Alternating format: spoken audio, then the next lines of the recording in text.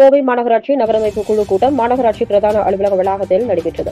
நகரமைப்பு மற்றும் அபிவிருத்தி குழு தலைவர் சோமு என்கிற சந்தோஷ் தலைமை தாங்கினார். இக்கூட்டத்தில் கீழ்கண்ட தீர்மானம் நிறைவேற்றப்பட்டது.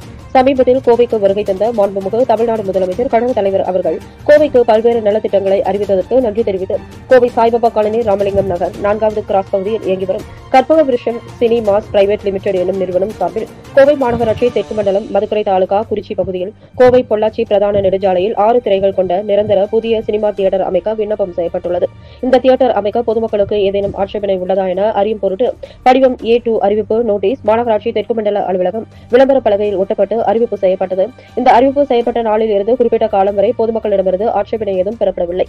எனவே இந்த அறிக்கையினை மாவட்ட கலெக்டரின் நேர்முக உதவியாளருக்கு அனுப்புவது தொடர்பாக இக்குழு ஒப்புதல் அளிக்கிறது. முன்னதாக மாநகராட்சி 56வது வார்டு கவுன்சிலர் கிருஷ்ணமூர்த்தி, முன்னாள் கவுன்சிலர் மோகன்குமார் ஆகியோரது மறைவுக்கு இரங்கல் தெரிவித்து தீர்மானம் நிறைவேற்றப்பட்டது. கூட்டத்தில் நகர அமைப்பு குழு உறுப்பினர்கள் கார்த்திக் செல்வராஜ், மார்க்கெட் மனோகரன், அம்பிகா தனபால், பாபு பூங்குடி, கவிதா, பிரபாவதி, மாநகராட்சி நகரமைப்பு அலுவலர் குமார், உதவி நகரமைப்பு அலுவலர் கோவிந்தராஜ், சத்யா, ஜெயலட்சுமி, கவிதா ஆகியோர் பங்கேற்றனர்.